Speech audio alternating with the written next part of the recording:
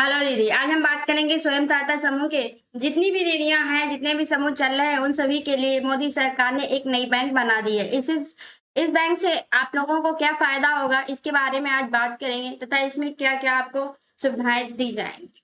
पहले हम बात करेंगे कि ये बैंक क्यों बनाई गई है, बैंक लिंकेज में आपको क्यों लागू की गई है।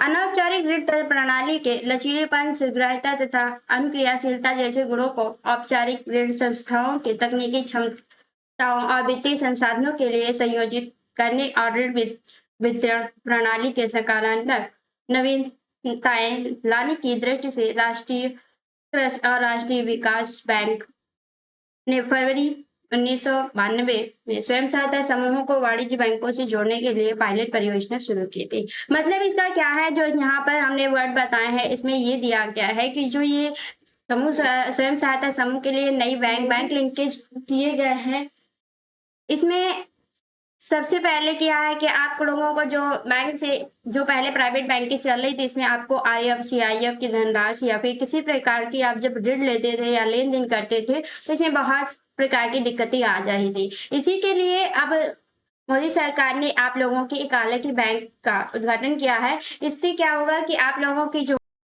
इसे ऋण लेने की जितनी भी सुविधाएं हैं, वो सभी आपको बहुत ही आसान कर दी गई हैं। आप लोगों को ऑनलाइन सुविधाएं भी दी गई हैं। अब आप अपनी जो धनराशि आप महीने में बचत कम जमा करते थे, वो आप ऑनलाइन भी जमा कर सकते हैं। जैसे कि आपकी बीसी सखी जो दीदी थी, वो ऑनलाइन आपकी बचत नहीं जमा कर पा रही थी ऑनलाइन तरीके से, और आपको बैंक में अपनी बचत 10 रुपए हिसाब से महीने में जमा करना पड़ता था। तो इसके लिए आपको बार बार बैंक के दौड़ना पड़ता था। लेकिन अब इस बैंक के थ्रू आप लोगों को हर बार बैंक जाने की जरूरत नहीं होगी। आपको अपने सीसीएल के लिए भी ऑनलाइन आवेदन कर देंगी। उसके बाद आप लोगों को क्या करना होगा कि यहीं से फॉर्म भी सबमिट हो जाएगा और आपके खाते में धनराशि आ जाएगी और आपके मैसेज मोबाइल पर आ जाता है। ये सारी सुविधाएं तो पहले से दी जा रही थी। इसके साथ आप बैंक में जो पैसे जमा करने होंगे, तो आप लोग उस ऐप के थ्रू ही अपने पैसे यहाँ पर इन बैंकों में जमा कर पाएंगे।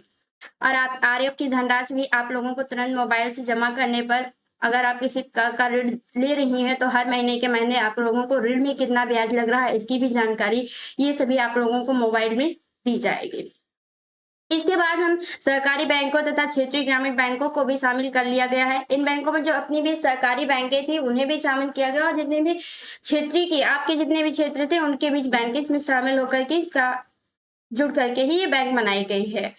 यह जुड़ा इस विचार से भी किया गया है कि आप औपचारिक तथा अनौपचारिक ऋण प्रणाली के अच्छे गुणों को समायोजित किया जा सके। हमने इससे पहले बता दिया कि ये जो बैंक आप लोगों की बना दी गई है, इसमें आप लोगों को ऋण लेने में किसी भी प्रकार की प्रॉब्लम नहीं आएगी, क्योंकि आप लोगों को भी 20 सखी की ट्रेनिंग हुई थी। आप लोगों को डिजिटल लेन देन के बारे में बताया गया था। तो ये बैंकें डिजिटल लेन देन के लिए आप लोगों को बहुत अधिक बढ़ावा देती हैं। आइए जानते हैं कि इसके उद्देश्य क्या है, क्यों ये बैंक आप लोगों को बनाई गई है।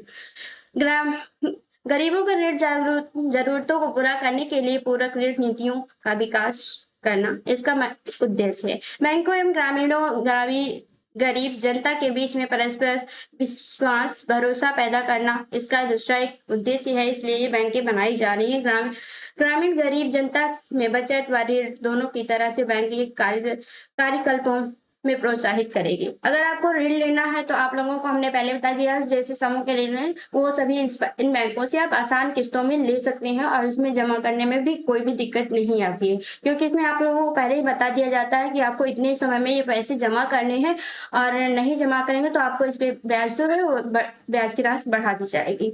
आइए इसके जानते हैं कि आपको इस बैंकों से लाभ क्या होने वाला है।